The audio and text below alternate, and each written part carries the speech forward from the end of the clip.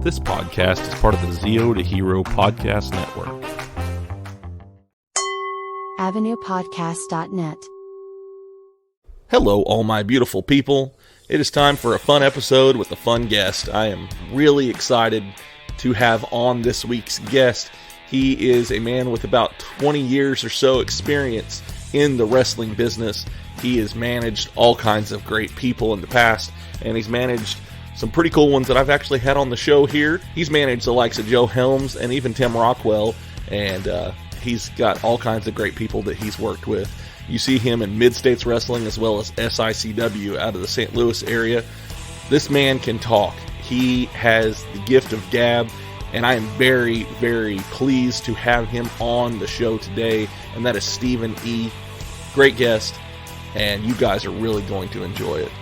And for those of you who are here just to hear the Stephen E. episode, welcome. I hope that you enjoy what you hear, and I hope that you stick around and listen to some of the other great episodes I have here as well. So, if you guys are as excited as I am, then let's get this show on the road.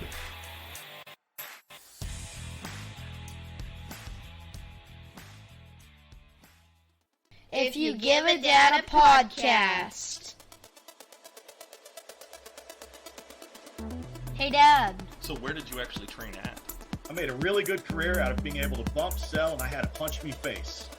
I wasn't about to call you dad, so. Seriously? I felt like it was in an anime or something.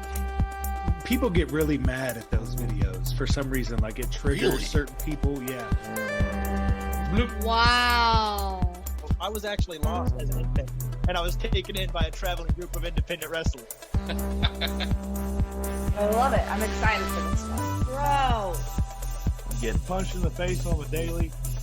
Do you always do these interviews with your shirt off? What?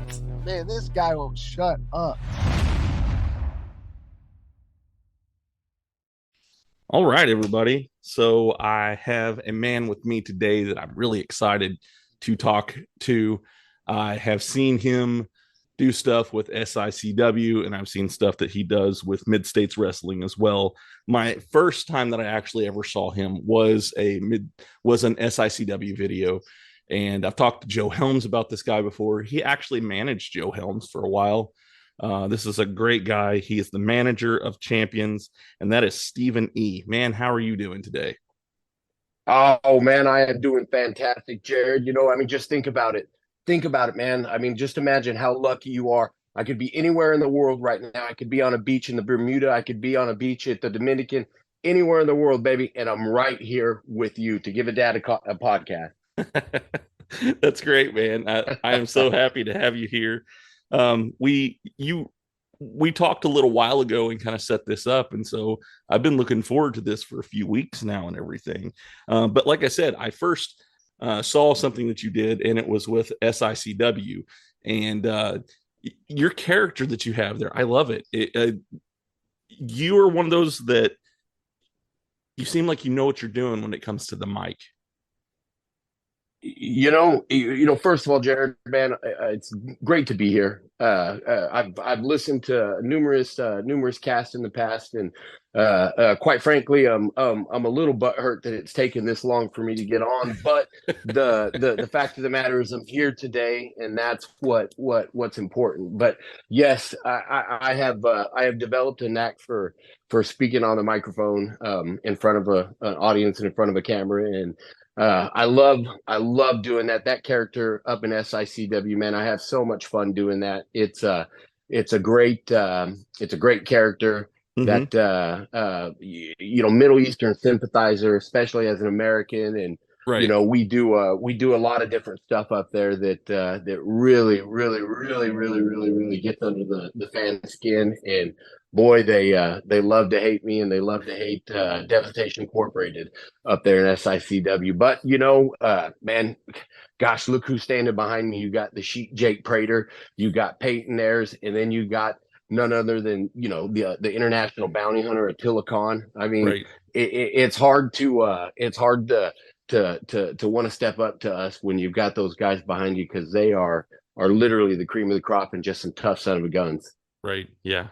I definitely enjoy watching the SICW product and everything, and it's really cool because y'all have a YouTube show, so I'm able to catch it every week. You know, that's kind of the problem I have with even some of the major stuff. If you don't have cable, you don't get to watch it, but with places like SICW, you do because of the YouTube.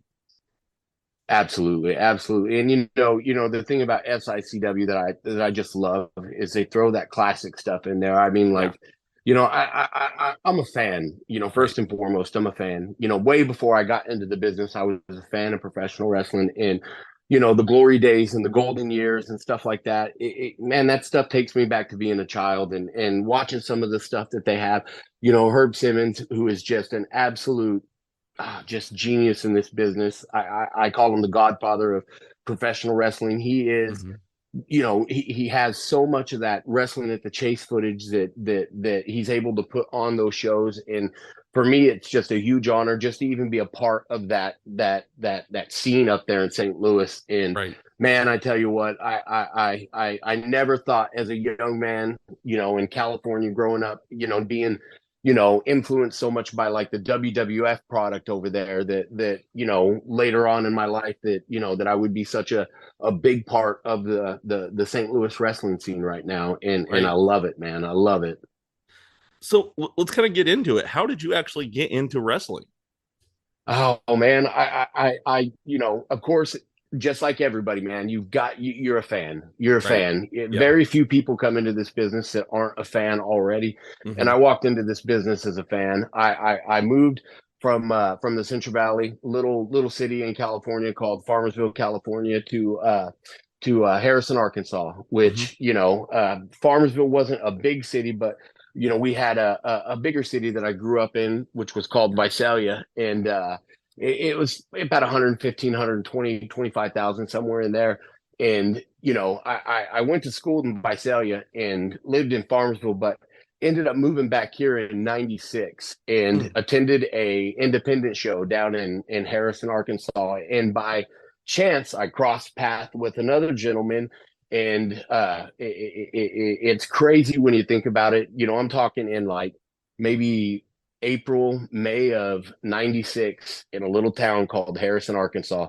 I ran into a gentleman by the name of Jason Jones, and it you know, it's all history from there, baby. You know, I mean, he was running the music for this independent show, and by chance I talked to him for a minute, and you know, and at the time he was known as the guy that liked wrestling around town, and you know, by gosh, I was, you know, a guy that liked wrestling. So, you know, we had to talk, and he actually went and started training with a company out of Northwest Arkansas, WCCW. I can't remember the gentleman's name. I think it was Ron something. I can't remember his name, but anyways, he started doing some shows and doing some announcing and stuff like that with him. And anyways, started running shows and doing all that stuff, and come back to Harrison and would announce the shows for them and whatnot. And I just got with him and you know, started doing some training with him and stuff like that. You know, I broke into the business as a music guy, somebody that was, you know, at the time we didn't even have all the fancy equipment that they have now. Now they have computers that already have all that stuff preloaded, and you know, they just go and click and press a button. Back then, you know, I mean, we had to work for that you know, that money. We had to take the microphone and actually hold it to the cassette player, and you know, and then when you were done, you had to put your head down and listen and make sure you queued up to, you know, to who was going to go over, so you could have their music ready to go, and you know, all that stuff. It was real fancy and whatnot. But I you know, broke into the business as a music guy. Well, a time came where, you know, somebody had asked me, they said, hey, you know, do you think you could maybe do some announcing for me? And I said, well, you know, heck, I can try. A little place called Cherry Tree, Arkansas, I believe is where it was. And went down there, and it was like a little gymnasium down there. And if I'm not mistaken, that was in the very, very, very, very, very early days of Crown Wrestling. You know, I know that you know, that there was a reincarnation years later, and you know, that's not around anymore now. But you know, this was probably back in 2000. No, this wasn't even in 2000. It was like in 98, 99, somewhere in there, and maybe even 97. Gosh, I don't know, but I remember going down there, and I was just doing the announcing. Well, I started to kind of gain a little bit of an edge as an announcer, not trying to get myself over as a heel, but kind of just being more of like a smart aleck or whatever. And then came a company called Midwest Wrestling Federation, and it was out of Joplin, Missouri, and that's where Michael Berry and like Dustin Heritage and Brandon Tripod and Prometheus and a bunch of those guys came out of that company. Logan, gosh, I can't remember his last name.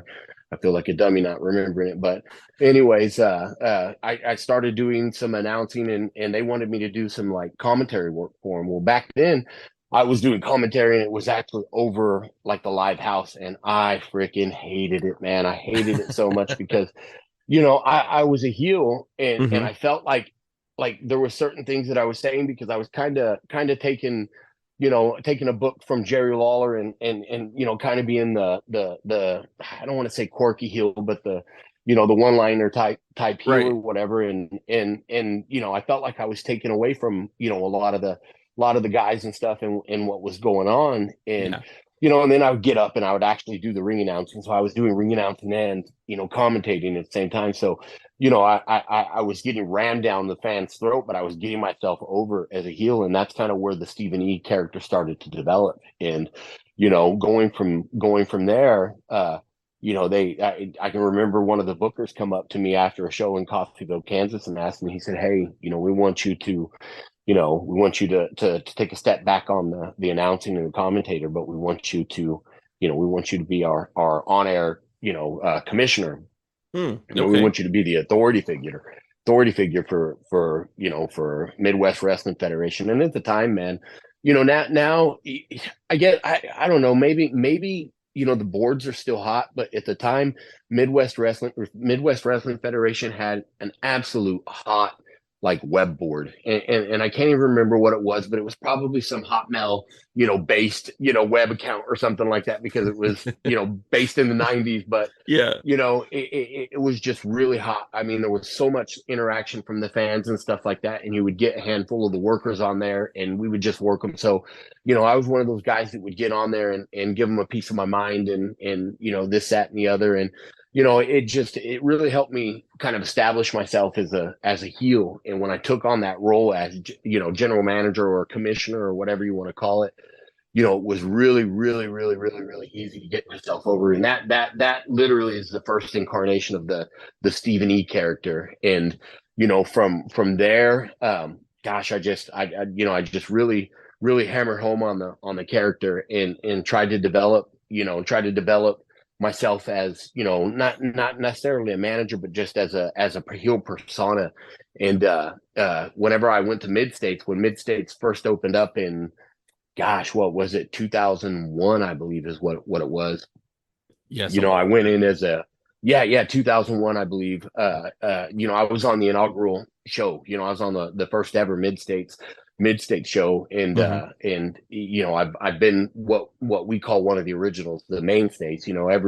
Every time we have an anniversary show, we get together. There's 4 or 5 of us that seem like we're always there at each one of them, and we get together and snap a picture. And it's funny because I can go through my phone now, because of course we all have a digital footprint in our pockets, and I've been pretty fortunate enough to have mine since 2007. So I've got a lot of pictures, and you can see the evolution of these 4, 5, 6 guys that have been with Mid-States for forever. And I won't say who they are, but everybody knows who they are. And anyways, coming to Mid-States, I really got to hammer home the manager role. And I don't know when this is going to air, but and I hope I'm not letting the cat out of the bag by saying when I said this, but I've got to give a shout out to one of my biggest influences on my career. And it's his birthday today, the leader of the Four Horsemen, James J. Dillon. Happy birthday, James J. That's somebody who has had a huge amount of influence on my career. Whenever I first came into Mid-States, sitting down with the promoters and stuff, kind of finding out where what kind of character, where we wanted to go. I was told we want you to be kind of like a J.J. Dillon-esque guy. Right. So I went and did as much studying on James J. Dillon as I could, and kind of went that route for the early part of my career. And as much as I wanted to go the way of Bobby Heenan, because that was somebody that to this day is my all-time favorite manager in the world of professional wrestling. I mean, I just don't think they get much better than Bobby Heenan, when it comes to the craft that I do, because, make no mistake about it. I'm not a performer in the sense of I'm not a wrestler. I'm a performer in the world of professional wrestling. And, it's awesome to be where I'm at today, because we're in a business where people like me are like, they're not very many of us out there, not very many of us out there that still know how to do it. Whenever I'm out there, I do my best, my absolute best, whenever there's a match going on, to not, take away from what's going on in the ring. I try to focus on the ring, and I don't try to get myself over to the fans. I've had plenty of time to get myself over, and I've done that. And, I don't have to boost my ego or anything by going over to the fans and giving them heat. Now I give them heat, but it's a respectable way. But it's a great spot for me. And I love what I'm doing, and I love going out there and entertaining people. And man, I know that this answer is a little long-winded, but man, you give me a little bit of mic time, and you give me a platform, and I'm gonna lay it out there. but yeah. So that's kind of how I got into the wrestling business, and kind of evolved and moving forward. I've been working with Mid-States for, we just did 21 years, something like that. A long time. Yeah. So much that this old man has forgotten. And, I've been working with Southern Illinois Championship Wrestling for about a year now. And I've been highlighted up there, as a leader of Devastation Incorporated. And, that's so much fun, man. I love Herb Simmons. It's funny because, when I first started doing that gimmick, and you've seen the gimmick, what I'm talking about. There might be some people out there that don't know what it is, but if you don't, go check out SICW, and you'll see it. You'll know what I'm talking about. Yeah. A lot of people, promoters, are just kind of, I think, they maybe don't want to. They don't want to do it because it is kind of controversial, and it's got to be a two-part system. You've got to have, number one, you've got to have a promoter that can get behind it, and Herb Simmons is absolutely just the godfather, and he knows if he thinks it's going to work, if it's too much, if it's not too much. He just he knows. Mm-hmm. And then you got to have a performer that can pull it off. And man, I can't believe how well I performed it and pulled it off over the last year.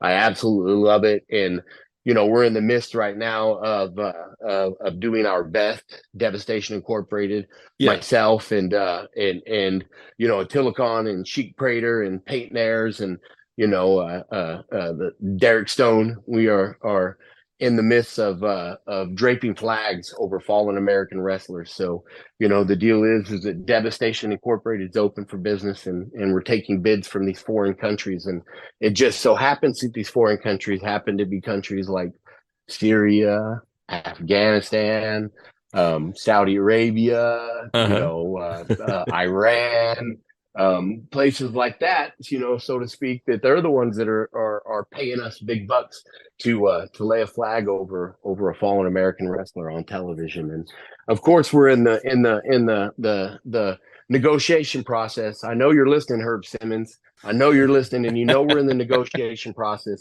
of being able to purchase SICW, and eventually you will crack.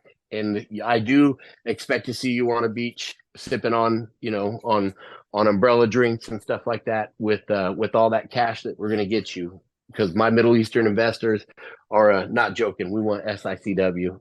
Well, yeah, that's one thing that I've noticed is y'all have went as far as to you have the outfits and everything too. Like you've got the headdress and everything. I've seen the pictures and everything, and it's great. You you go all the way with it, and I think that makes the character that much better, being able to just take it that one little step further like that, and it just brings so much more out of it.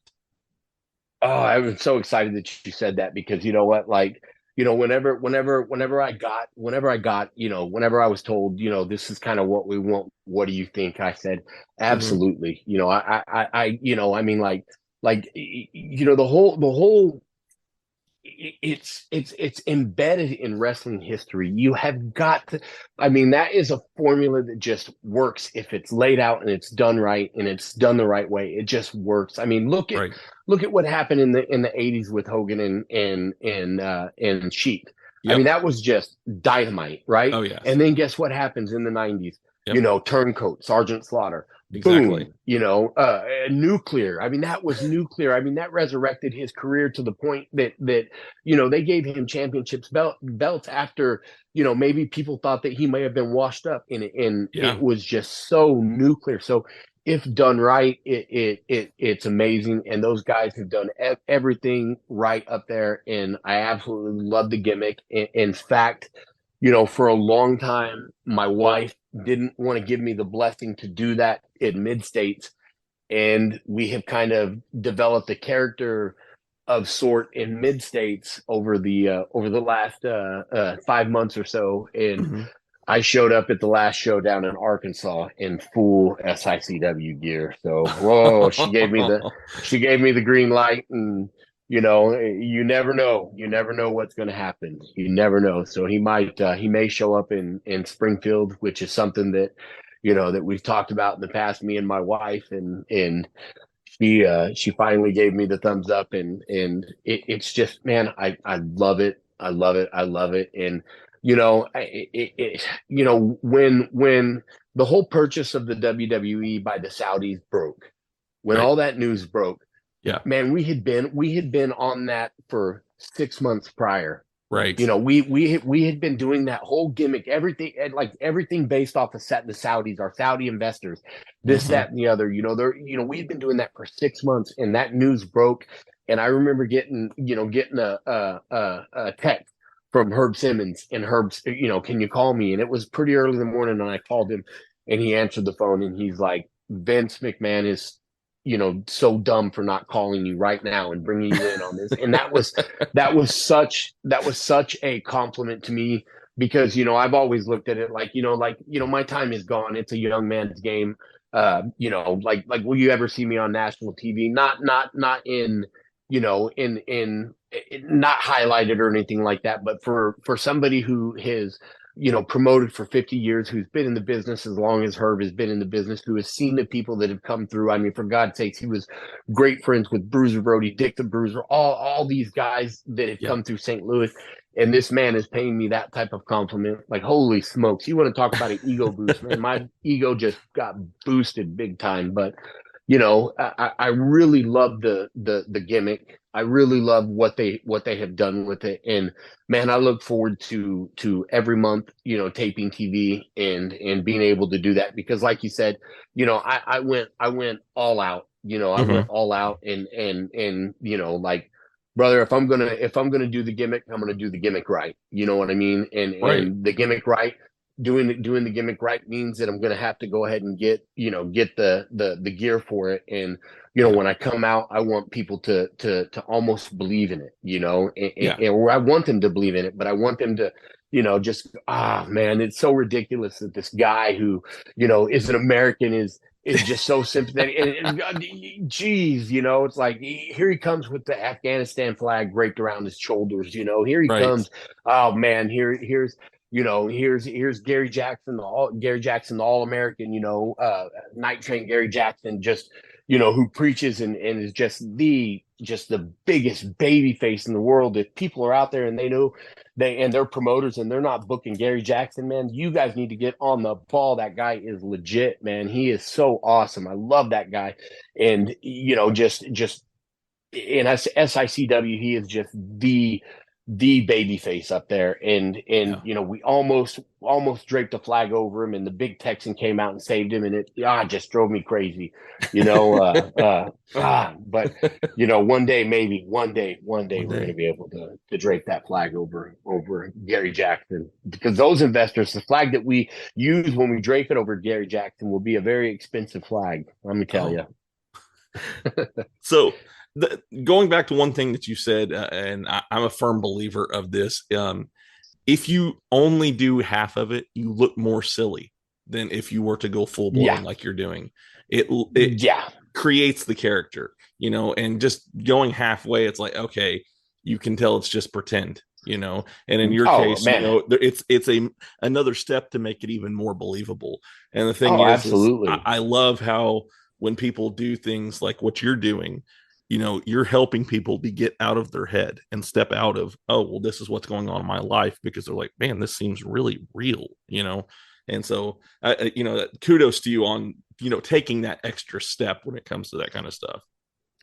Thank you, man. Thank you very much. You know, I always say, man, I literally go into the shows and I say it to myself at least 1 or 2 times before the show starts. You know, it's like, we're here to take people out of the problems of the world for just a few hours. And if we can do that, man, like, you know, we've done our job, and we've done a good job of doing that, man. This last weekend was just a phenomenal night of pro wrestling, man. Mid-States was at the Relic Event Center, and you know, it was the culmination of the tournament. They had that well, it was one Missouri Championship. Actually. Yep, for the Missouri Championship, the Mid-States Missouri Championship, and you know, the first round was you know, Roosevelt or Gary Graham, the Southern Heavyweight Champion, versus Niles Planquet, and we went out there, and with a little bit of assistance from Miranda Gordy, you know, the Bad Street Beauty, we were able to knock off the Southern Heavyweight Champion, or the so-called Southern Heavyweight Champion. I've got a young man that I represent that is laying claims to being the real Southern Heavyweight Champion, but you know, we won't go into that quite yet. But so we ended up beating him in that round, and then our next match was the villain Tim Rockwell versus Big Joe Helms. Oh man.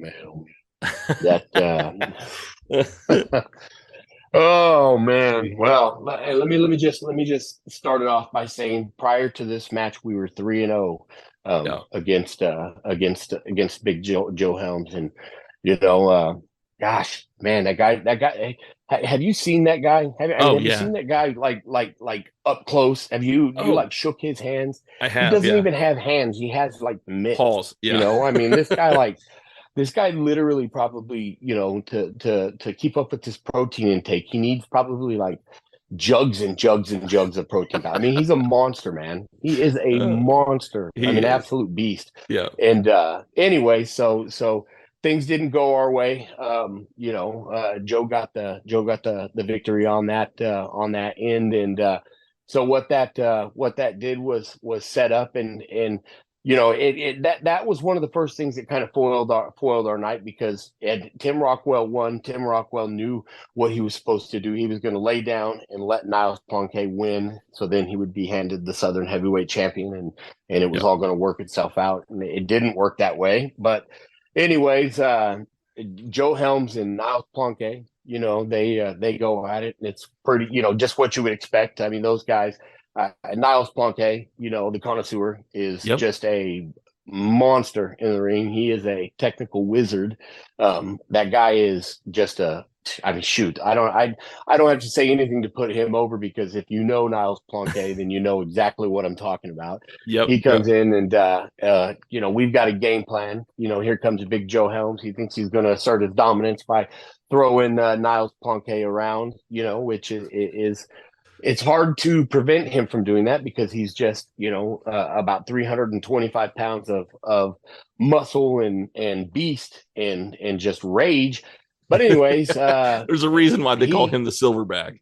Right. Yeah. Well, I had to do my do my best to try to make sure that that Niles Planquet advanced. So we had a plan, and the plan involved Tim Rockwell hitting the ring and, actually bashing Big Joe Helms over the back with Shirley. And if you know who Shirley is, you know exactly what I'm talking about. Shirley is the crowbar that the villain Tim Rockwell drags around with him. And Big Joe Helms literally stood up, turned around, and chased Tim Rockwell out of the building. I couldn't believe it. I thought he was going to drop him. At that point, Niles Planquet could go over there and roll over, and the ref could make the count. No, Big Joe Helms turns around, literally just fire in his eyes, runs after Tim Rockwell, and literally chases him out of the building, right? Literally chases him out of the building. Yep. Okay, so referee initiates the count, gets the 10 count on Big Joe Helms. Niles Planquet declared the winner. Moves off to the finals. Everything is great. Now, on the other side of the bracket, I don't know who he won, but actually, he beat Dread Roberts. Colton Vaught did. That was his first round match, Dread Roberts, and then his second round match was against Luke Langley. And let me tell you guys, those guys, I've seen them put on 2 matches before. Both of them one of them was a match of the year.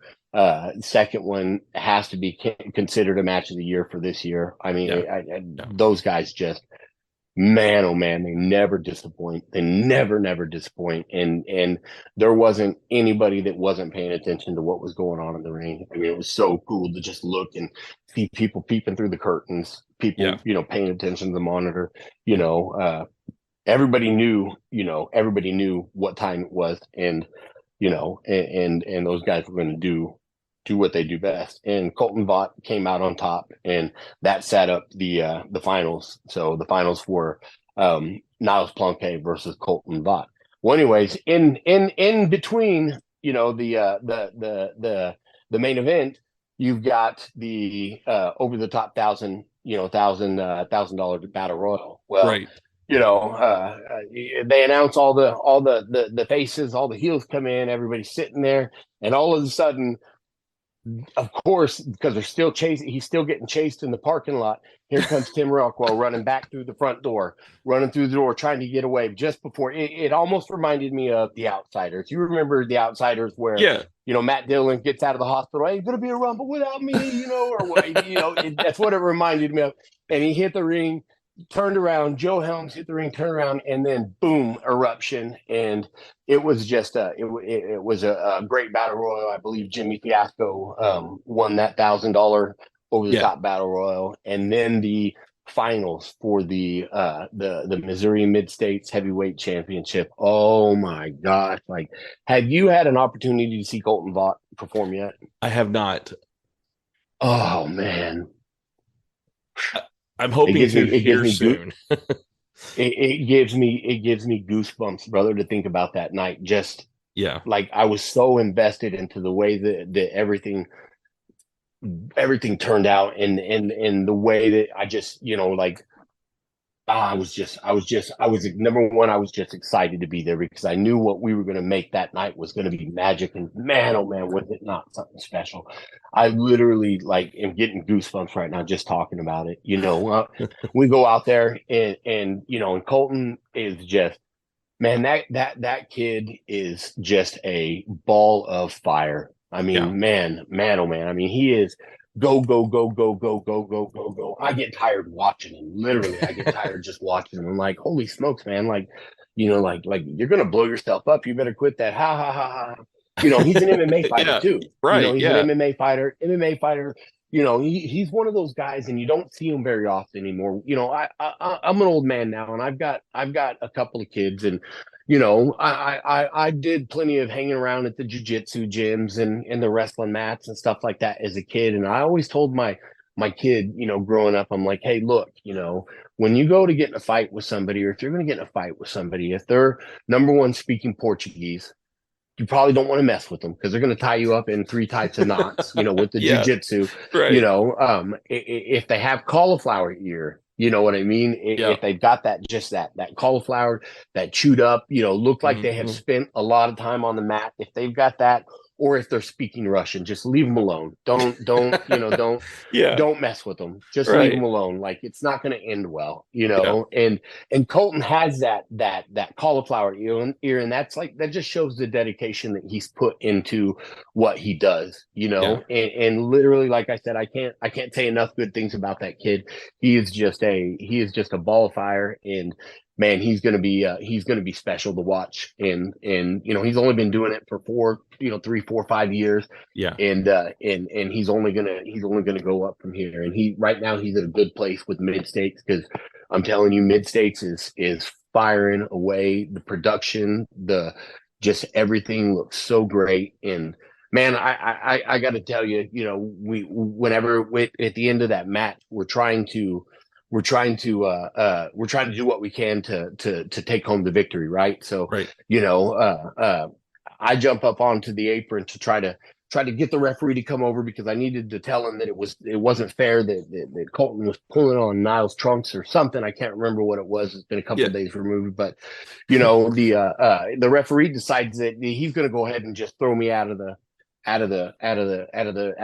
from ringside. So, of course, I'm sitting there, and there's none other than the general manager of Mid-State standing right there waiting for me. Terry Zeller grabs me by the beard and hauls me to the back and throws me to the locker room and tells me to stay in the back, not to come back out. Yeah. Well, just as he did that, I saw Miranda Gordy sitting down.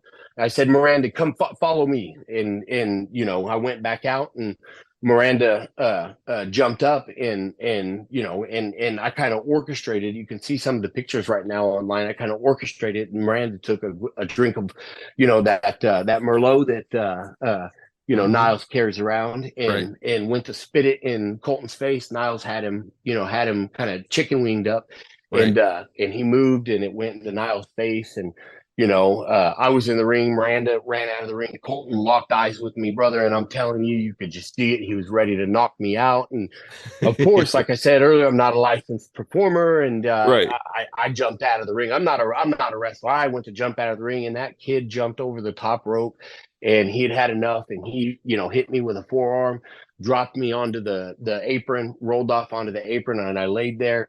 And, and I heard a little bit of commotion, I'm laying there because, he'd knocked me silly. So I'm just laying there, and, I hear like just a big crash, and then I hear 1, 2, 3. And I swear, man, it's giving me chills right now. Like, I wish you could see it. I heard the loudest ovation in my 23 years of professional wrestling that I've ever heard. And it was just such an honor to be a part of that, and to be, to bear witness, and to be out there, and to it was just really special. And, of course, I looked over at the fans as I just started to, make my way back up. And I asked, did we win? And they informed me that we didn't win.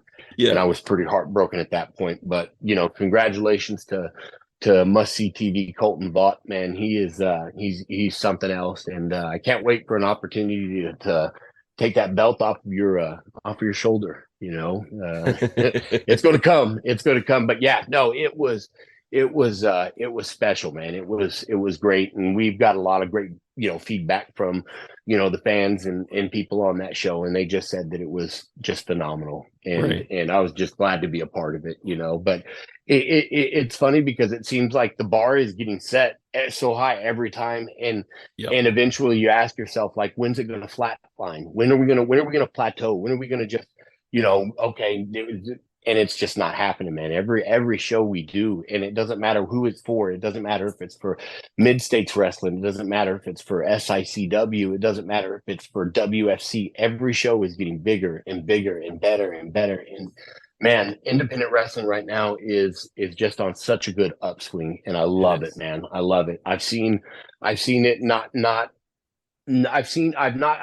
not at its best. Let's just say that. Yeah. And right now I'm just very proud to be a part of it, and to be considered a veteran in the world of professional wrestling, and to have people, these younger workers coming up to me and telling me that they've been fans of my work, and they're really glad to meet me. And if I would have any advice, man, that right there just tugs at me, because You know, Right. I didn't exactly get into business thinking that that's where, you know, where I would end up. And, you know, I've made a pretty good mark on this business, at least in the Midwest, that, you know, people know who I am, and, you know, people value my opinion, and, you know, and I love it, man. I love it. I'm living a dream.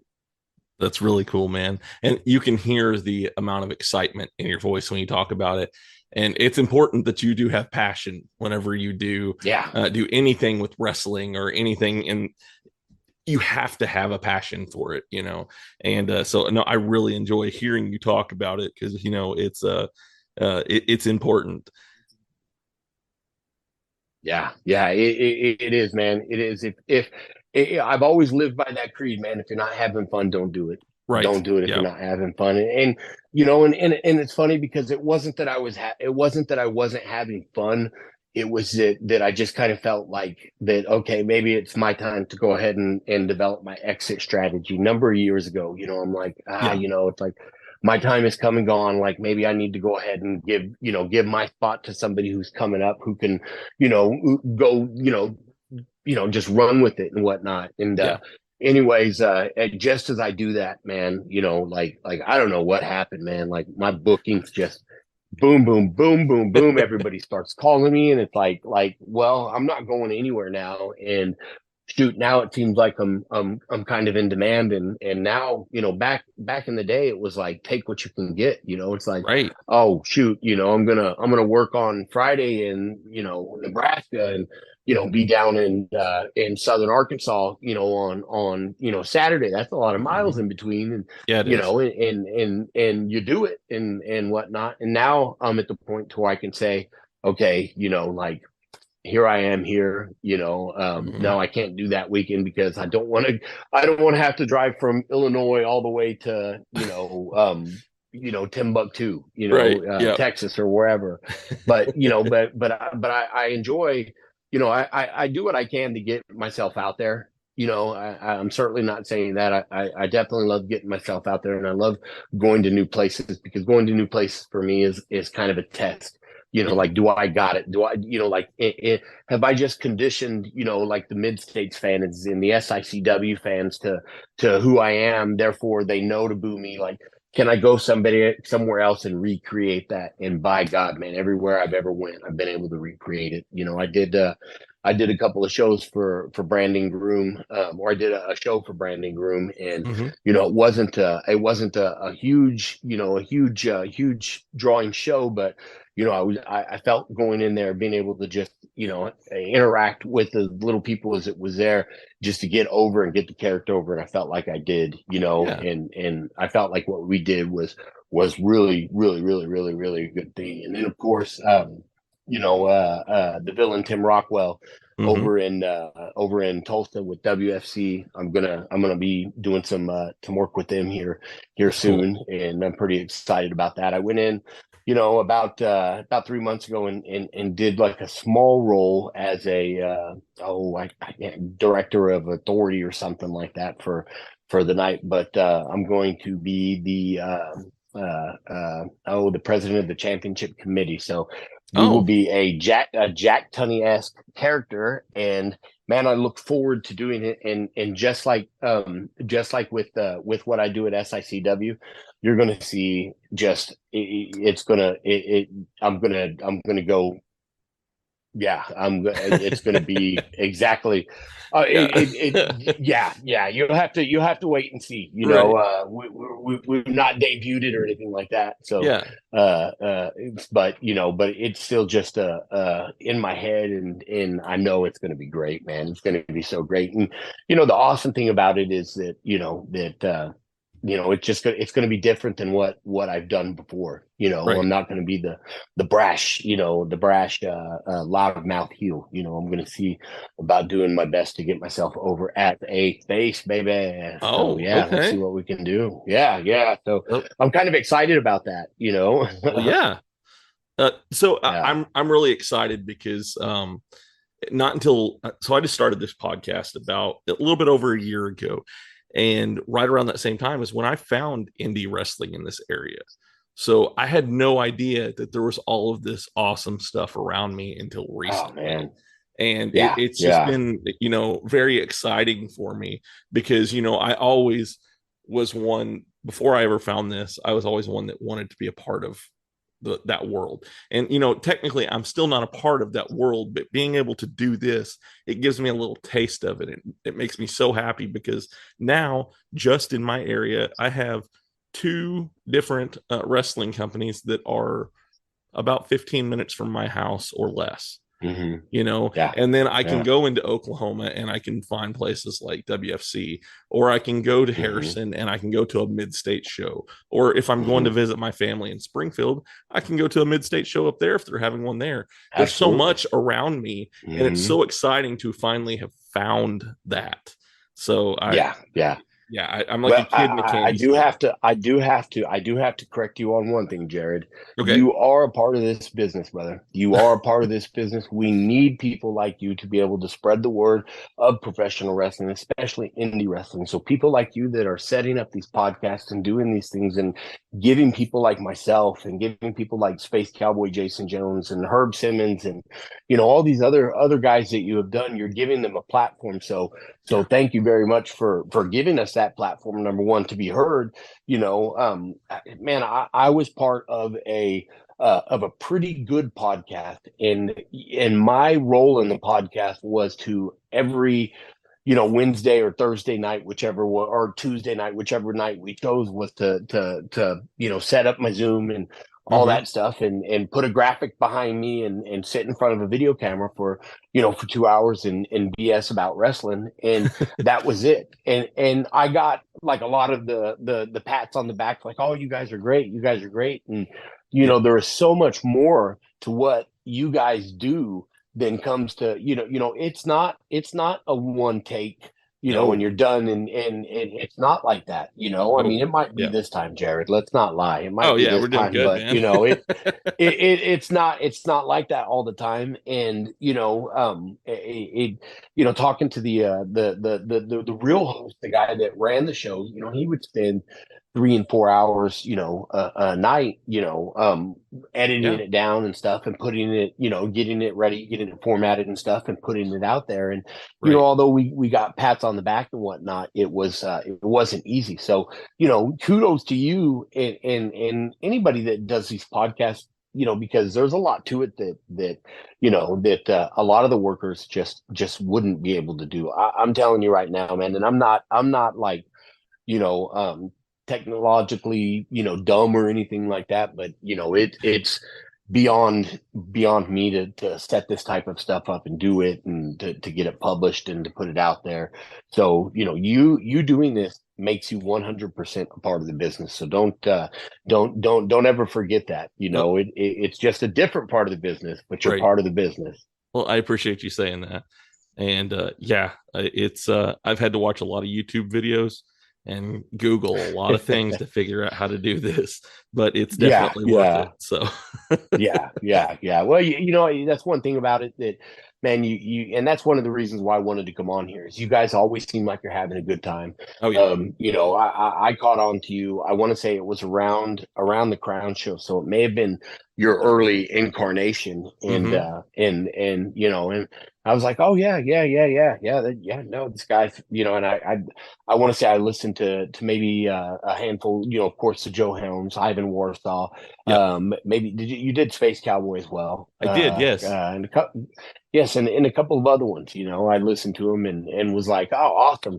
I can't wait to get the call. Can't wait to get the call, can't wait to get the call. And then, guess what, Jared? A year later, I get the call. But hey, better late than never. Good things come to those that wait. And that's right, man. I hope you've had a great time, because I've had a good time. Doing this, or tonight doing this. So awesome. I love you. Like I said, you give me a platform, brother, and I'll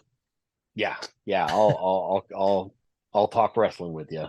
Well, man, it's a lot of fun. I love doing this, and there's so many, like, so I don't just do wrestlers in my area. I've had people from Canada that are wrestlers on here. I've had people in the Texas area. I've had Florida. I've had everywhere, and then I also have other episodes that aren't even wrestling. I've had country music singers on here and stuff too. Oh, absolutely. Absolutely.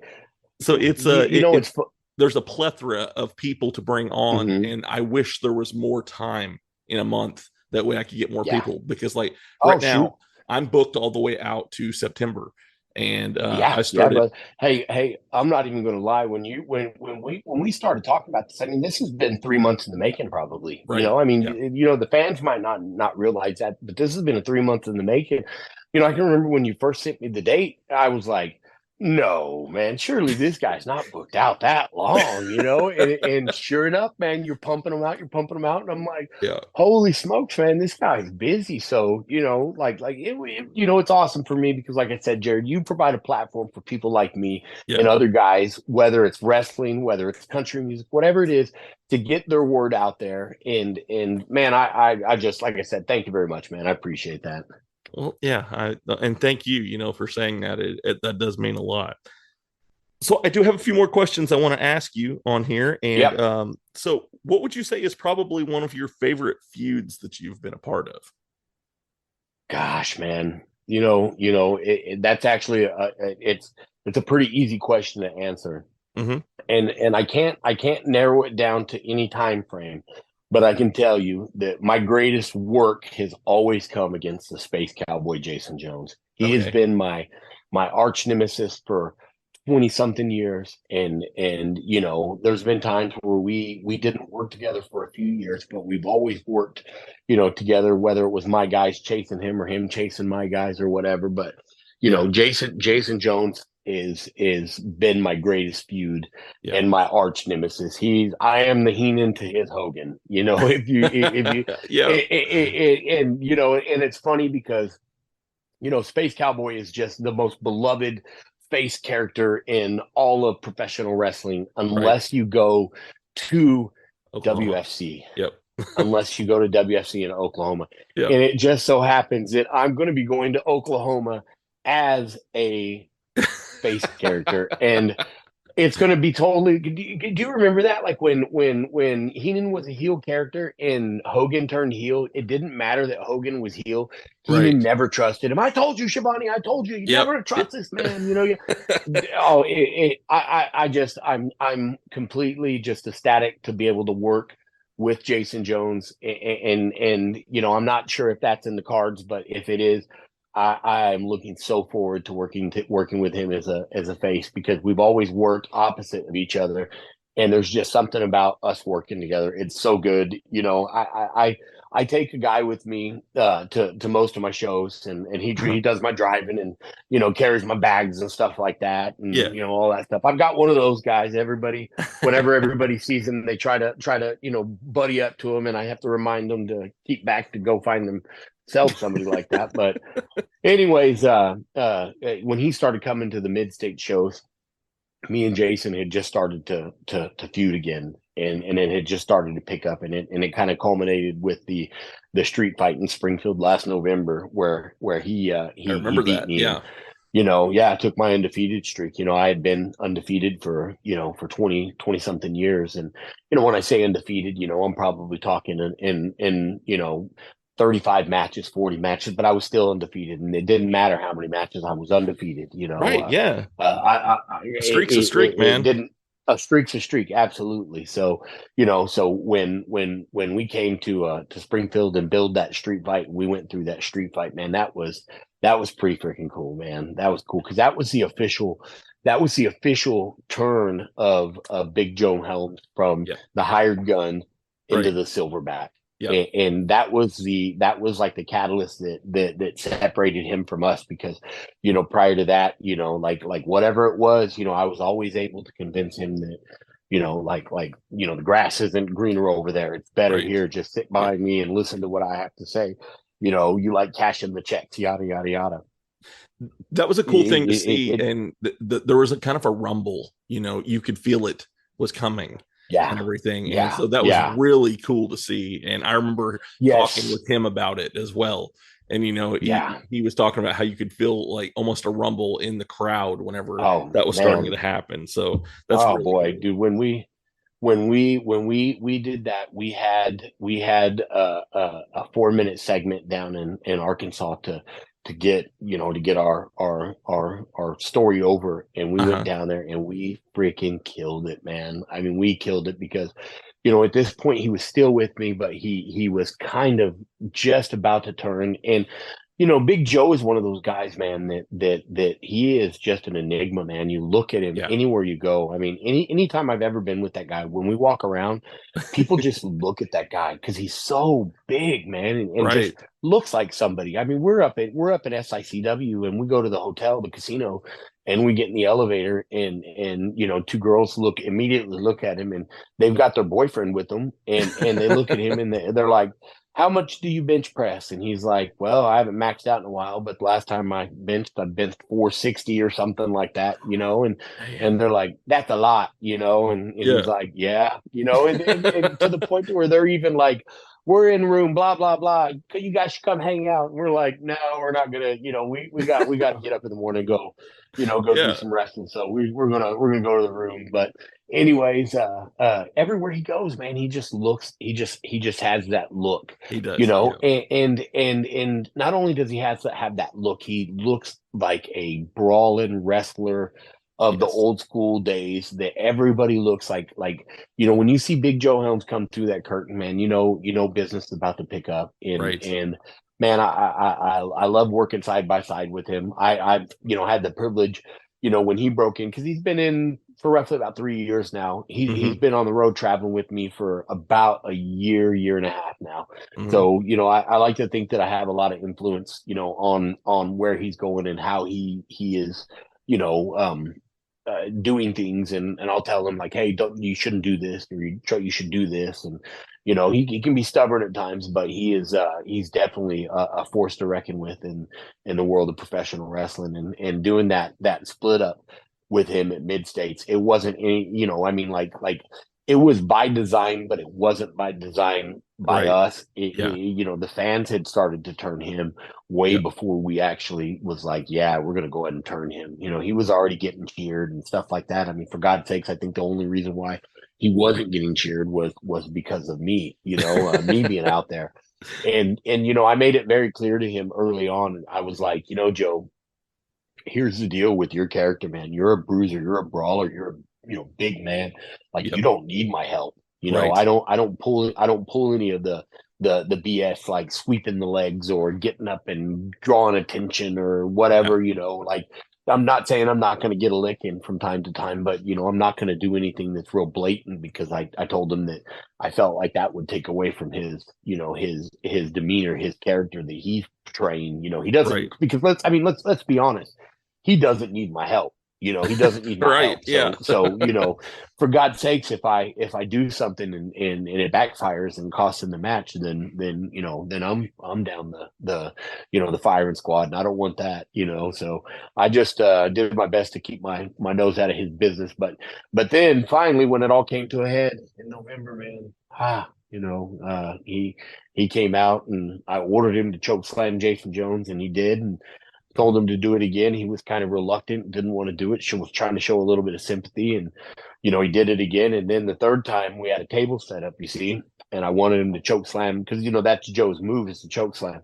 I wanted him to choke slam him onto the table, and so I ordered him. He didn't think that we needed to. He felt like I could just pin him. It was a no DQ match, so nothing could be done about it. And I went over to him and just, poked him on the chest a little bit, and he didn't budge at all, like barely moved. It was actually like poking granite, and I may have broke my finger, but I'm not going to confirm or deny that at this point. But, I'm poking on his chest, and he's not listening to me. He's telling me, no, no, no, no, no.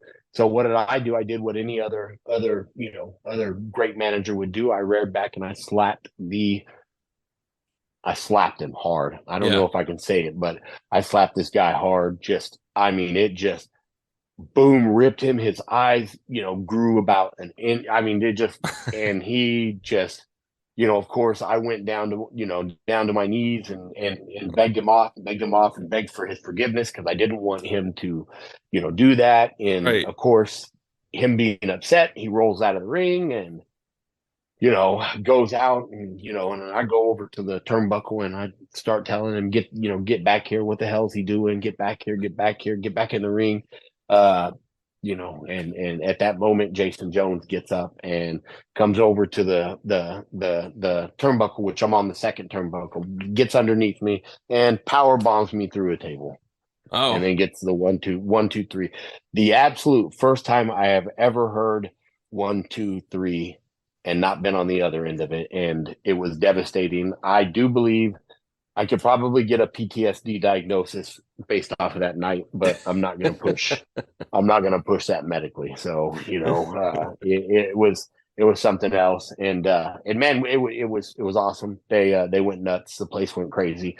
They wanted to see me. You know, they wanted to see me get destroyed, and that's exactly what happened. I got beat up. It was 32 minutes of just getting beat up. Got hit with a piñata. Got a toilet plunger stuck to the top of my head. Like how does that even happen, right? I mean, This is 2023. How does that happen? But I couldn't pull it off. Every time I tried to pull it off, it was like just, you know, like pulling my head. There. So yeah. Just I guess, you know, I got a big head or something, and we did that, and yeah, it was something else. You know, got hit with trash cans, and by God, I tell you what, you know, don't ever let anybody tell you that getting hit with a piñata does not hurt, man. I tell you what, like, you know, first of all, we should have thought about that. You know, you piñata, you beat the crap out of it with a baseball bat and barely breaks. You know, it takes 25 little Mexican kids to bust up a piñata, and you know, and that's how it is. So let's go ahead and just bust Stephen E over the head with that and see if it breaks. And oh man, I felt it sting on my neck. I was like, oh, that hurt. And then another one, it was like, oh man. I kept thinking to myself, like, oh, I hope that doesn't happen again one more time. And then luckily, you know, all the candy was dispersed, and the kids were happy. You know, all the kids were happy. It was great. It was such a good time, man. That was an awesome match, and you know, it was kind of like just like the culmination of what we had building up in, you know, the release of the Silverback, you know, and it was a 2-part system because it kind of, you know, it kind of drew a line, and you know, Jason Jones finally got his revenge that he'd been searching for at this point was 22 years, you know, had been chasing me, trying to catch that victory. And you know, a lot of people don't like to recognize me as a undefeated mid-states heavyweight champion, but I actually beat in 2007 the Space Cowboy Jason Jones for the mid-states heavyweight champion, and was injured later that year, and had to relinquish the title. So I ended up giving it back, and so I didn't actually lose it. So for many years, I touted myself as an undefeated mid-states heavyweight champion, and then finally I got beat. So, but it was great because, like I said, you know, it ended that feud with me and Jason, and it propelled Joe into the face, you know, into the face category, and everybody just absolutely loves that guy, and he is so just doing just such a great job, man. His, you know, everything he's doing right now is just is so great. It's awesome, man. I'm so proud of him. Yeah. So, what would you say is probably the hardest part about being a manager of wrestlers? Oh man, you know, one of the hardest parts about being a manager in wrestling is it's not hard. It becomes second nature when you become good at it. And if you watch some guys, and you know, I can't think of anybody right now, but I've seen them in the past or over my years. You know, again, I've been doing this for 23 years, so I've seen a lot of people come and go. But you know, a lot of managers, they try to take away the spotlight, and they do the best to get themselves over. Right. And you know, our job is not to get ourselves over. You know, I mean, if we can get ourselves over, that's great. But our jobs are to get the people that we're with over. And you know, and far too often you see people, you know, in a manager position, turn around and just yak with the fans, this and that. Like, you know, I've actually figured out over the years, you know, because people, you know, they've always chanted the Stephanie chant, you know, from almost day one. It was like, Stephanie, you know, that chant.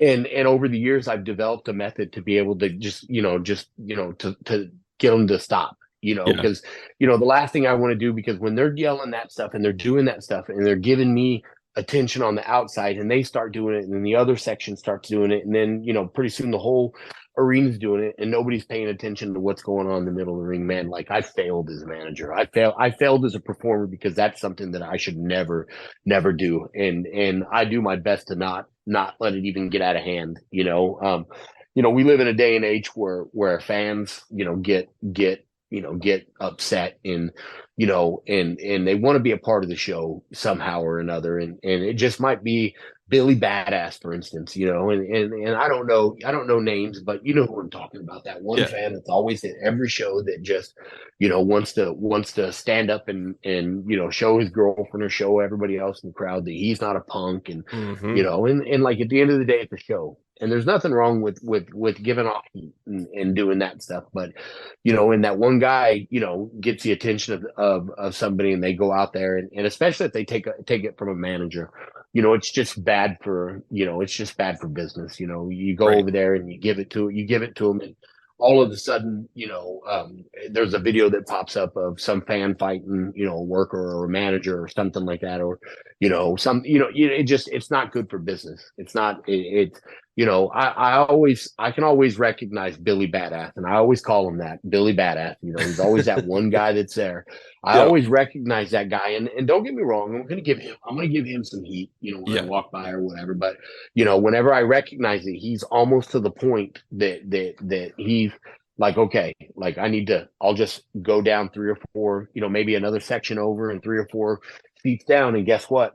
There's a whole new section of people who are just waiting, because as far as I'm concerned, Billy Badass lost his privilege of working with me, and me trying to do something with him. And I'll go to the next, group of fans, and they just are so glad to be able to interact with me, because, that's what I am. I'm a walking interaction, and at the same time, I'm not trying to take away from the match, and I won't, like, I used to, would walk, and somebody would say something, I'd turn around and I kind of jaw jack with them a little bit. Now I'll just walk, and I'll just give them a look, and just, like, whatever, like, just whatever, and walk off. And man, it's the same. It gets that same effect, because they look at their friends and giggle. Oh, I got over on him. And it's like, okay, whatever. But that's one of the hardest things being a manager is trying to make sure that you're highlighting who's in the ring and not yourself, because that's the last person that I'm trying to get over is myself. But I've done a good job of it over the years. That I don't need to get myself over. That just my character itself, the way that I look, coming out. Gets itself over. I had a buddy years ago tell me, he goes, I don't know what it is about you, man. He goes, you're the nicest guy in the world. I don't know what it is about you, but I seen you. I see your wrestling character, and he goes, I see it. He goes, I just don't like you. He goes, you just look like somebody that I don't like, or that I shouldn't like. And I was like, fair enough, man. Like, okay, well, I'm getting my point across, and for whatever reason, man, they don't like me, and I love it. I've done a good job of getting the character over, and finding my niche, and finding the little things that have worked for me over the years. And it's awesome, because whenever I talk to other aspiring managers, which there are a few in the area and out in Oklahoma and in Illinois and stuff like that, when they come up to me and they're asking me for advice, or I'm in the locker room and I'm being told, like, hey guys, we've got Stephen E here. He's been in the business for a long time. Pick his brain. It's like being put, in that position in the locker room is very, very rewarding. It makes me feel like I've accomplished something, and I'm my biggest critic on anything that I do. And sometimes I might be a little guilty of not giving myself enough credit, or not patting myself on the back. But then there's times, man, like when we did that this last weekend, I just, like, man, boom, everything hit. Everything was so perfect. It was great. Like, man, it could not have been better, and it seems like in the last year, I have had so many of those, like, moments where I'm like, how much better is it going to get? And it just never seems to amaze me, man. And I'm on a roller coaster right now, and I'm climbing the hill. Yeah, I can't wait. So when it comes to the look, I think I know what it is. It's beard jealousy. People are jealous of that awesome beard that you have. Oh man, I tell you what, it's funny because, man, I've been rocking the beard since like 2005. Now Yeah. it's gone through some evolutions over the years. Of course, my wife likes the 5 o'clock shadow. She absolutely hates the beard. I mean, she Really? hates it. Yeah, she's used to it. Let me just say Right. that. But Yeah. her preference would be Just the like the short. 5 o'clock shadow, Okay. like trimmed and stuff like that. But whenever I started growing it, man, I trimmed it for probably, gosh, I don't know, probably from 2004, 2005 to 2010, like Yeah. just trimmed it like really short. And, Uh-huh. and then I started letting it grow out after I opened up my own business and started working for myself, and I didn't have to answer to anybody else. Like, Right. I went full blown what I would call the homeless look. I went full blown homeless. Whenever I go in to get a haircut and get a beard trim, I always tell them, the barber will ask, okay, what are we doing here? It's like, okay, just make me not look so homeless, and they're just like, gotcha, and then they work and they work their magic and it looks great. But yeah, I've had a long beard for, gosh, probably the last 8, 9, 10 years, man. And Yeah. I don't know if I'll ever, once you've had it for this long and it's as full as what I've got, It's hard to go back. everybody's impressed. Oh Yeah. man. And it's like, how do I say it, man? Like I'll be stopped. I'll be like, I don't know, I'll be at the mall or something, and some, kid who's 19, 18 years old will come up and it's like, hey, mister, you got a nice beard. It's like, first of all, you called me sir or mister, and, like Yeah. make me feel like I'm already old, and, and it's like, oh yeah, great. Like one day, I was checking out of Old Navy one time, getting some, like some pool slippers or something, they Yeah. had that big sale, getting some Right. pool slippers, and the girl, she couldn't have been like more than like 19 years old, and she's like, sir, you just have like a really excellent beard. I have to say, my boyfriend would be so jealous right now, blah blah blah, because of your beard. And I'm like, oh my gosh, like I'm old enough to be your grandpa. Yeah. It's like yeah, what are you gonna do? What are you gonna do? But yeah, it's great. It's great. I love it. I actually had somebody went to Taco Bell to pick up food one night for me and my family, and so my kids are 11 and 12, and when I got there, the guy asked me, he was like, hey, aren't you so and so's dad? And he's like, oh, and he's like, I have a class with him. And I was like, wait a minute, you think I'm old enough to have like a 16, 17-year-old kid? It hits you right in the feels. Yo, man, it does. Man, okay. It does, man. But Yeah, I think it was because of the beard. So yeah, no, for me, man, I had my son at a very early age. I had him at 17. So I was a young father growing up, and through all the trials and tribulations where people said we couldn't make it, we weren't gonna, be able to do it. We somehow did it, and he grew up to be a pretty successful little young man. And I tell him every year he's getting ready to turn 30. I tell him every year, man, that it doesn't hit me any harder than whenever like when you hit 27, when you hit 28, when you hit 29, and now you're going to be 30. Like, wow, that really makes me feel old, to the point that I told my mom. I tell my mom, I said, gosh, mom, I'm 47, and I bet you every year you just makes you feel older and older and older. And, it's just, yep. But I've lived a good life, man. I've been very blessed and been able to make some good memories and have a lot of fun in this crazy world of professional wrestling. And I've met some really, really, really, really good people, man. Michael Berry, Dustin Heritage, Jason Jones, Gary Graham, Herb Simmons, Travis Cook, you name it, Dennis McCaw, Jake Prater, Peyton Ayers. I've met a lot of great Mahler McDarby, Jim Big Texan, Jim Halsworth, just great people. Ivan Warsaw, all these great individuals, Villa Tim Rockwell. I've had a good opportunity to work with a lot of them, and it's just such a blessing to be able to do that, and to still be doing it, and to consider myself literally, like, like, I hate to say this, but at 23 years where I should be winding down, I feel like I'm like hitting my prime. I don't know. It's hard to explain. Well, I mean, whenever you're having the storylines are still good. And there's one thing I heard in an interview with Dave Bautista. I'm not the biggest Dave Bautista fan, but he said something that's always stuck with me.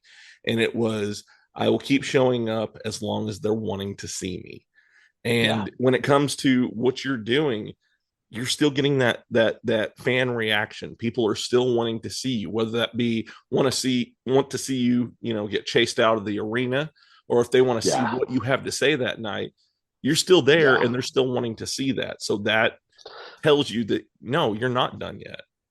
Yeah, no, and everything that I do is such an old school, presentation of the way that I cut my promos, and the way that I talk, and I'll be in the middle of a promo talking, to the television cameras, and stop and just rip to the crowd and tell them to shut up. It's like, that's not stuff that you see on television. It's like, it literally, I'll do that, in most interviews, because the fans will start to get under my skin and break my concentration. So I got to remind them to shut up. And it's something that people, like that people might be afraid to, I don't know whether they think that they're going to hurt somebody's feelings if they tell them to shut up, or if they cut a promo on them and do that. But like, those are pretty strong words, and they get a good reaction, and if done right, obviously I'm not trying to offend anybody, man. I mean, like, we're wrestlers, and we've got to do a job out there, and my job obviously is to be a heel. I'm certainly not trying to upset any kids or anything like that, and make them, go home crying or anything like that. But at the same time, like, what you see is what you get. We're brash, we're heels, we're not friends, and we're going to tell you all about it. And I love the character that I've developed over the last 23 years, and it's going to be interesting to see where it goes, especially with my venture out to Oklahoma. Yeah. So I've only got just a little bit left here for you, but I had somebody who sent me a question right before we started recording for you. And so I'm going to go ahead and ask you that now. And it is, who is your favorite person to manage, and why is it Tim Rockwell? Well, it's actually really simple. Tim Rockwell is probably the best thing going in professional wrestling right now. I mean, that guy, right? Do you realize before Big Joe Helms defeated Tim Rockwell in Springfield, Missouri, that he was undefeated for almost 3 years in Missouri? If that doesn't tell you, yes, he was. He was undefeated in Missouri for 3 years, and just by happen chance and some shenanigans by Joe Helms, he can't claim. He can't hold that undefeated streak, but that's all right. Tim's somebody that will pick up the pieces and persevere. But Tim Rockwell is one of the most awesome people that you could be around. I love what he brings to the table. He's such a veteran. He's a general in the ring, man. If you've not seen him work, I mean, he's one of those kids that has been around forever. I mean, he's been around forever, and what he's done with WSD is just brilliant, man. I mean, it's a work of art. Those guys, production wise, those guys are just hitting, all points. Are on, I think it's ICWF TV. You can watch their WFC Prime on that. And, they bring in top notch talent over there. In fact, I believe on July 9th, I believe that Scotty Too Hottie will be there, as well as Teddy Long. So, it's going to be a big event. And, you're talking about in August, right? Is that yes? That's in August. Yep. That's exactly right. I'm sorry, man. You're good. Got those dates mixed up, but it's gonna be great, man. It's gonna be great. And those guys just they put on such a good show over there, and then to not only put on a good show, but the cause that they do it for, man. Right. I mean, it just doesn't get any better than that. I mean, that right there is philanthropy at its finest, and anybody who knows me in my personal life knows that I'm a very giving person, and that the organizations that I'm a part of are very giving organizations to, all sorts of philanthropy, whether it be, kids with cleft lips, or, the prosthetics that they give out to kids, the hearing aids that they give to kids, and to be able to hear the stories and how much we've changed their lives is such a great thing. And, so working with Tim over in Oklahoma is going to be it's going to be very fulfilling for me. So I'm looking forward to it. And, I can't wait to see what the future holds for me and Tim Rockwell. That's for sure. Yeah. So, do you have any last things that maybe you want to say to my listeners before I get you off of here? Yes. I want to thank you guys first and foremost for, spending the time and, getting through this long-winded podcast. Like I said earlier, you give me a platform, man, and I'll just go. That's just how I am, brother. That's just how I am. But yeah, catch me on SICW TV Explosion Weekly. If you're anywhere near Springfield, Missouri, Harrison, Arkansas, follow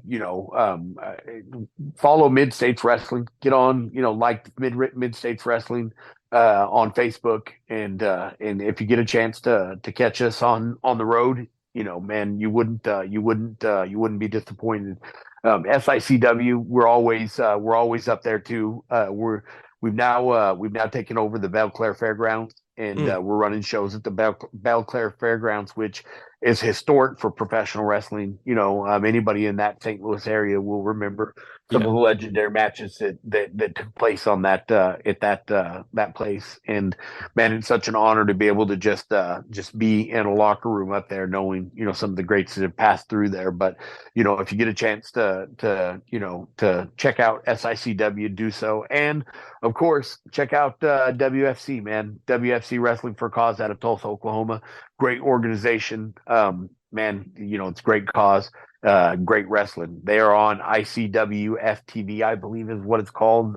You'd have to go to the website to get that information. But WFC Prime is a show that they put on that is amazing. They've got great talent: Unbreakable Justin Lee, Duke Cornell, Eddie Labat, Space Cowboy Jason Jones, Rhett the Cowboy, Tristan Dawson, Deadeye Dawson's what they call him. Yep. They've got a bunch of great guys over there, and they're working their tails off over there, and I'm excited to come in and be a part of that. So, if you're on Facebook, just hit me up. Look for Stephen E on Facebook. I've got the little gimmick page and all that stuff, and I don't do Instagram, Twitter, or any of that stuff. I'm an old boomer, and if I had to do all that stuff, then I'd have to learn it all over again. So, I'm just kind of a Facebook guy until that's gone and away. And I'm sure if you gave me a minute, I could probably pull up my MySpace account and plug that. But I don't know if very many people would be using that. Wouldn't be using that anymore. But yeah, Jared, like I said, man, thank you for taking the time to give me a platform to do what we do. And again, if you guys are anywhere near Mid-State Show, man, I'd love to see you and stop and talk to you guys and see what we can do. All right, man. It's been great talking to you, and I'm definitely going to have to get you back on here. Yeah, fantastic, man. You just book it, man, and we will come. All right, sounds good. You have a great night. You too. Thank you, Jared. Bye. Hey, listeners. Pardon for the interruption, but I'm Billy, and I'm always joined by my co-host Jim, the bulk and skull of the Zero to Hero podcast, where every week is always going to be a different surprise. You got to tune in to find out what we talk about. It could be anything from 90s nostalgia, Power Rangers, anime, giant fighting robots, or landing on the moon. Who knows? So, definitely check us out on any of the podcast places where you find yours. Hey there, podcast listener. You enjoying what you're listening to? Well then, I got a special treat for you. Storytime with Cosplay Dude 637. That's me. I'm your host, and I like to tell you stories. Stories that I personally enjoy. So, buckle up, get comfortable, because we're going on a wild ride. yabba dabba doo. This is Cat's Pajamas, aka Cat's PJs, and I'm the host of Cat's Pajamas radio show. Well, what is it that I got at the radio show, you may ask? I've got everything from live interviews with various people from wrestling to bands and musicians and artist collectives. We talk all things, conspiracies, scary stories, and fun random music facts. You can check me out on Spotify at Cat's Pajamas Radio Show. Got a really killer playlist for all of you as well. Or you can find me on Instagram, Cat's Pajamas 123. So I hope y'all go ahead and give that a listen. And a special thanks to If You Give a Daughter Podcast for putting me on.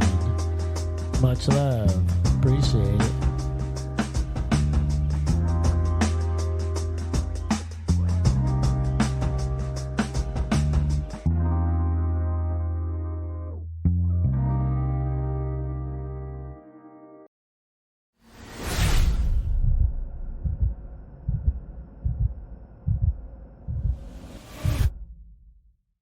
All right, everybody. I hope that you enjoyed that episode with Stephen E.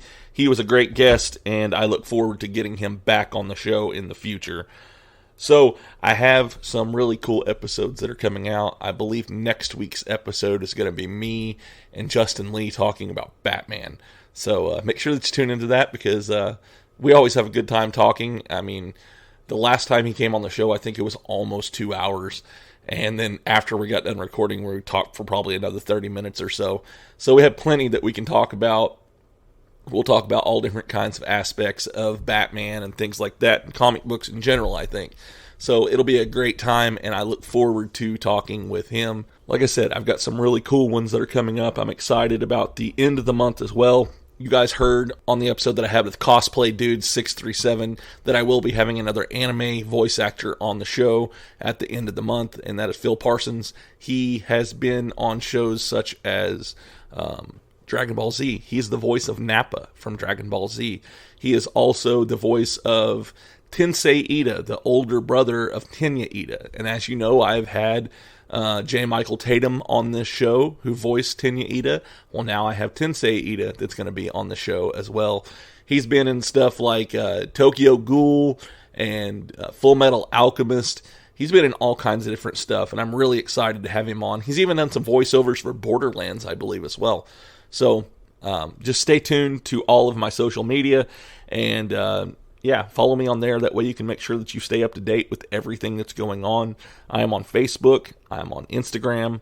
I'm on Snapchat. I'm on TikTok. I'm on Twitter. I'm also on Threads now as well.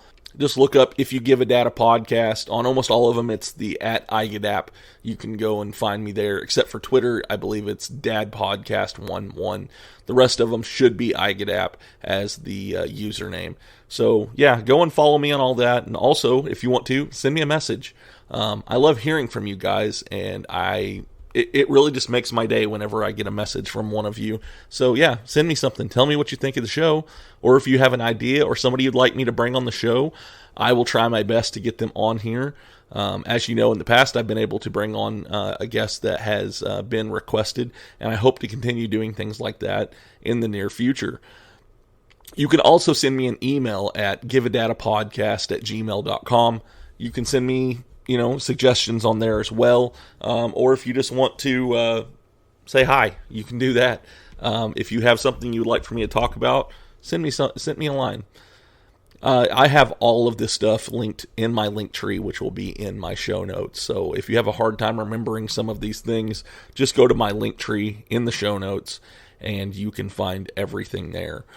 As you're listening to this episode, make sure that you go out and rate and review this. That way people hear about it. That way people see, hey, I like this show. You should check it out too. It will more likely recommend me to somebody the more people that review my show. And so make sure that you go out there and do it. Make sure that you're subscribed to this show and hit that notification bell. That way that you know when the next episode comes out for the show. I love doing this, and I love all of you people. You're great. It's a great time for me. I enjoy it.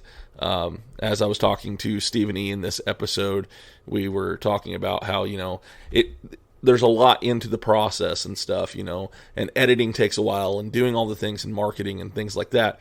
But it's worth it in the end because I get to produce this stuff and you guys get to hear it, and that makes my day whenever you guys enjoy these episodes. So make sure and let me know if you like what you're hearing, or if you don't and you'd like me to do something else. Make sure that you let me know. I do have merch out there, so make sure that you are going out there and getting that. I have shirts out. I have stickers. I have all kinds of stickers. So if you find something that you like, let me know. My wife makes all this stuff through her side hustle that she has, Cups and Teas by Stasha, which is also in my show notes. You can find her link to her Linktree to find all of her stuff on there as well. She has an Etsy shop, she has an Instagram, and she has a Facebook for it. So go out there and follow her and get some cool merch. You can get my stuff, or if you want something custom made, you can get something custom made from her. I want to give a shout out to my 3 podcast networks that I am a part of, and that is the Zio to Hero Podcast Network, the OIW Podcast Network, and the Avenue Podcast Network. There's all kinds of great shows that you can find on each and every one of these. I enjoy interacting with all of these people, whether it be on the Zio to Hero Network, or if it's on OIW Podcast Network, or even the Avenue. There, you can find so many different types of shows on there. Pretty much anything that you could want, you can find a show for on there. Whether that be fan fiction, or wrestling, or there's even people on here who do cosplay and things like that, and they talk about this. And there's travel podcasts that you can find on some of these. So go out there, make sure that you look at all 3 of these networks and follow these people. You've got Zio to Hero Podcast itself, which I was on an episode of that a few weeks ago. And if you haven't heard that episode, make sure that you go out there and listen to it as well. It's a lot of fun. I had a lot of fun talking to them, and I can't wait to see what happens in the future. I love all of these podcast networks, so make sure that you go out there and follow each and every one of them. I also want to give a shout out to the guy who made my ending theme song music, and that is Geek. He created that for me, and it's just been awesome. I look forward to maybe having him back on the show here in the future. But if you like the way that sounds, make sure that you go out there and follow him. And also wanted to give one more shout out to Original Geek Comics. As you know, I had Nick Helms on the show about a month ago or so, and he has a new comic coming out called Paladin. And make sure that you go out there and check that out. I'll have a link to that as well. And he has some new stuff that's coming out that I'm really excited about. He also gave me a page in the new comic book to advertise for this podcast. So I thought that was actually really cool of him. Thank you, Nick, for doing that. And thank you to Original Geek Comics for just being so awesome. So, like I said, I'm very excited about what's happening with this show. I am really looking forward to see what happens next. And I hope that you guys are too. I love you guys. I hope that you have a wonderful week. And I will see you next time. Bye.